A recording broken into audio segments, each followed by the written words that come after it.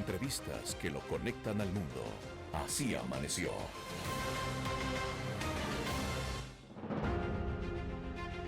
Venezuela, como hablábamos la semana pasada con un periodista y el presidente de Diario La Nación, está pasando por momentos graves. Otra vez más, Maduro le ha visto la cara a todo el mundo después de 12 intentos de llamar a elecciones democráticas y se sigue burlando de la gente. Acaba de sacar la Oficina de Derechos Humanos la semana pasada, como ya lo hablamos, de la ONU en Caracas. Mete preso a los que creen que son líderes de oposición.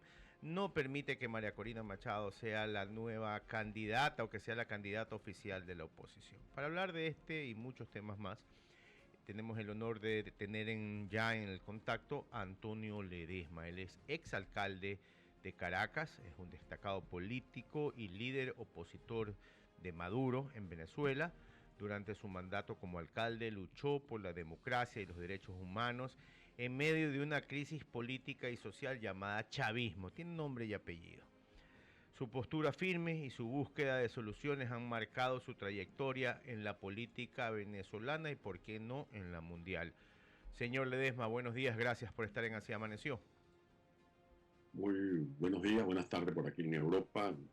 Gracias, Guillermo, por esta oportunidad.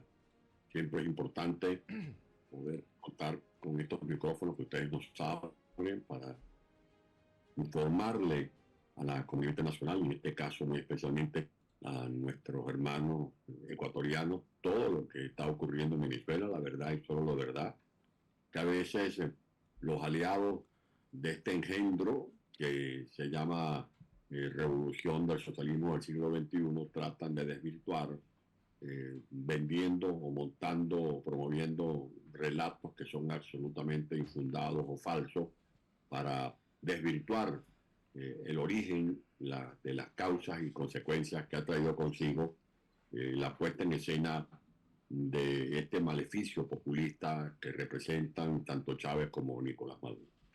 Señor Ledesma, Maduro, como decía yo en la apertura de esta entrevista, nos volvió a ver la cara a todos. Vio que otra vez tuvo la oportunidad de decir, no, yo lo que firmé no sirvió el año pasado. Y una vez más está tratando de bloquear a María Corina, que yo creo que no se imaginó que iba a tener ese liderazgo. Y Estados Unidos, a vista y paciencia de todo el mundo, le devuelve a Saab.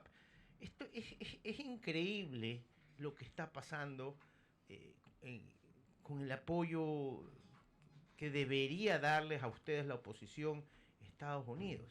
Cuéntenme un poquito su impresión de todo esto. Creo que ha habido un mal manejo de estas estrategias a nivel internacional. Nosotros hemos aceptado las sugerencias, las recomendaciones, además esa es nuestra naturaleza, valga decirlo, de buscar una salida pacífica, una salida enmarcada en las reglas del juego que deben ser observadas por quienes aspiramos a contribuir con la búsqueda de la paz para nuestro pueblo. Cada vez que nosotros hablábamos con cualquier líder de Ecuador, por ejemplo, un alcalde, un parlamentario de Ecuador, un presidente de Ecuador, un canciller ecuatoriano, cada vez que hablamos con un líder en España o en Estados Unidos, todos nos decían dos cosas. La primera, ustedes tienen que unirse, ustedes tienen que ponerle punto final a la dispersión, a la atomización del liderazgo opositor. Y la segunda recomendación, ustedes tienen que asumir una estrategia conforme a la cual avancen en a lograr la salida y pasar la página de esta tragedia. Pues bien, nosotros aceptamos la primera recomendación. Se organizó una elección primaria el pasado 22 de octubre contra todos los pronósticos, contra todos los obstáculos. Maduro tiroteó esas elecciones primarias, hizo todo tipo de maniobras para tratar de implosionar ese proceso de elección primaria, pero lo hicimos y logramos que María Corina Machado ganara, pero no es que ganara, es que María Corina se alzó con una victoria con el más del 92% de los participantes. O sea que hay una unidad de abajo hacia arriba, la unidad que encarna María Corina Machado. En segundo lugar, nosotros estamos transitando la ruta electoral. Esa es la senda en la que está montada María Corina y está decidida a no dejarse sacar de ese cuadrante. Lo insólito es se le hacen concesiones a la dictadura, la tiranía se vuelve a burlar. No son 12 diálogos, Guillermo, estamos hablando este es el diálogo número 15 en el que hemos interactuado los tiempos de Chávez hasta el presente, y en todos esos diálogos, tanto Chávez como Maduro, se llevan todo, cobran de contado, ellos se comprometen a pagar a crédito, pero nunca honran sus compromisos, y acaba de ocurrir con este último encuentro de Barbados, cuya última expresión tuvo lugar el 17 de octubre del año pasado. Allí se comprometieron, uno, a facilitar la elección como mecanismo para resolver la tragedia de Venezuela. Se comprometieron a habilitar a los candidatos y resulta que han hecho todo lo contrario. Y además lograron que les devolvieran a los sobrinos de Maduro, que estaban sentenciados por narcotráfico en Estados Unidos, le devolvieron el testaferro de oro, el testaferro que le ponía los recursos a Maduro y a sus compinches, y ahora lo que siguen es persiguiendo a dirigentes opositores, persiguiendo a María Corina Machado. Yo acabo de hablar con María Corina, que está en este momento cumpliendo una gira por el oriente de Venezuela.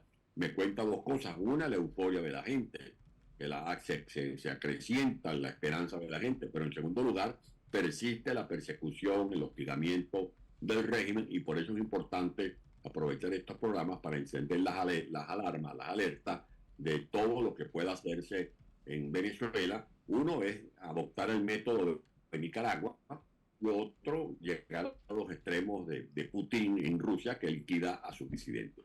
Usted en algún momento, si mal no me acuerdo, planteó la opción de una intervención internacional en Venezuela. ¿Cuán vigente está eso hoy en día? Yo apelaba, eso fue una reunión que sostuvimos en el mes de febrero del año 2018 con el presidente Macron.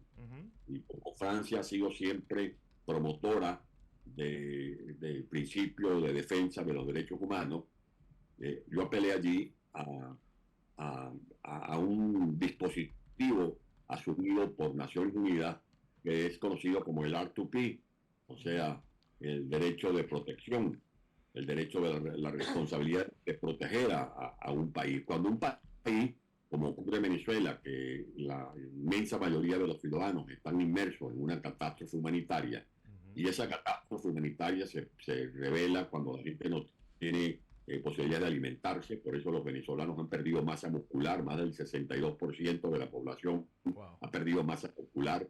Tenemos más de 350.000 niños que acusan de nutrición crónica, porque no pueden consumir ni calorías ni proteínas. Cuando en un país muere la gente, como mueren, por ejemplo, diariamente mujeres por cáncer de mama porque no pueden hacerse una quimioterapia, o mueren pacientes que no pueden hacerse un tratamiento adecuado en un hospital, cuando vemos que han desertado más de 220.000 educadores de las escuelas porque el salario es paupérrimo, cuando se sabe que hay cerca de 3.600.000 niños, adolescentes que no tienen cobertura escolar porque las clases en Venezuela son 2 días a la semana nada más por la crisis que hay. O sea, esa es una catástrofe que tiene que ser atendida, y lo que decíamos en ese momento era que cuando un régimen, por acción o por omisión, no puede satisfacer ni garantizar la vida, la seguridad de los ciudadanos, el principio de responsabilidad de proteger, que es el R2P, tiene que estar por encima de ese manido principio de la soberanía. Y por eso nosotros hablamos de la necesidad de ser auxiliados, porque como confieso, Guillermo, ya para redondear, que nosotros desunidos no podemos resolver esta crisis, nos estamos uniendo y consolidando la unidad, tampoco solos podemos, porque la lucha en Venezuela es contra el narcotráfico, es contra el terrorismo internacional, son contra las megabandas que ustedes están recibiendo allí, los ramalazos de esa delincuencia que tiene su epicentro en Colombia y en Venezuela, con todas estas bandas que han puesto en jaque a la sociedad ecuatoriana y al propio gobierno de Ecuador. ¿Cómo deberíamos ayudar a los países vecinos y cómo debería involucrarse Estados Unidos de verdad y no solamente pidiendo 35 personas de devolución, por decirlo de alguna manera, y entregándole al niño de oro, como usted lo decía, SAP? ¿Qué debería hacer Estados Unidos de verdad y qué debería hacer Europa? Europa acaba de condenar hace poco, nos contaba el señor López, Leopoldo, padre, que el Parlamento Europeo también ya había rechazado, tuvo un rechazo unánime de lo que está haciendo Maduro con María Corina. O sea, ¿qué deberíamos hacer todos para ayudar? Pues yo creo que tenemos que seguir intensificando este tipo de manifestaciones, que si bien es cierto no producen soluciones instantáneas, sí van sumando esa energía que necesitamos los venezolanos para no claudicar en el intento de reponer en Venezuela nuestro sistema de libertad. Por ejemplo, nosotros estamos muy agradecidos como venezolanos de la clara posición que ha tenido el presidente de Ecuador, su canciller. No dudaron a la hora de defender, no a la oposición, porque lo que ha dicho la canciller de Ecuador y lo que ha dicho el presidente Noboa es que están al lado de los principios de la democracia. Aquí no se trata de defender ideologías, porque más importante que las ideologías son los derechos humanos. Esos son los objetivos de los verdaderos líderes democráticos, defender los derechos humanos, defender la libertad, la justicia, porque el crimen organizado no es una ideología. Y lo que hay en Venezuela es un crimen organizado, es una corporación criminal.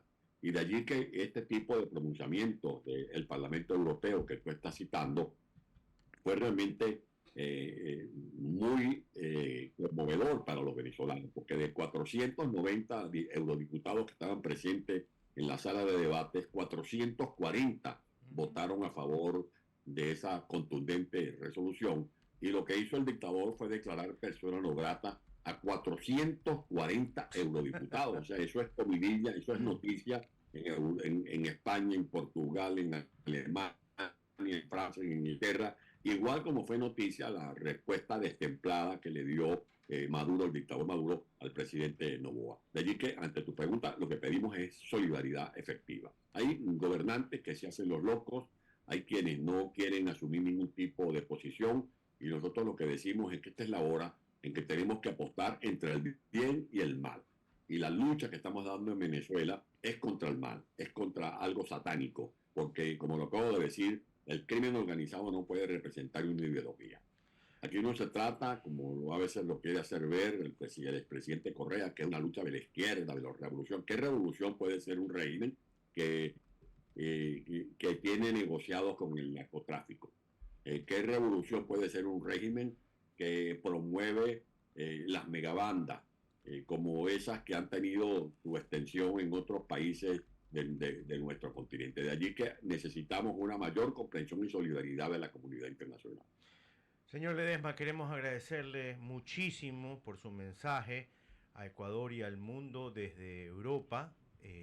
La verdad es que en Ecuador la mayoría de los ecuatorianos que solo queremos que vuelva esa patria linda que era Venezuela. Muchísimas gracias por haber estado esta mañana con nosotros. Bueno, muchísimas gracias a ustedes por no olvidarnos, por no dejarnos solos. Créame que este tipo de oportunidades las agradecemos en el alma, porque es una forma de poner en alto relieve la lucha que estamos dando los venezolanos. Muchísimas gracias. Era el ex alcalde de Caracas, Antonio Ledesma, y uno de los líderes más destacados de la oposición venezolana. Una vez más con un lujo de entrevistas como solo se las trae a usted. Así amaneció.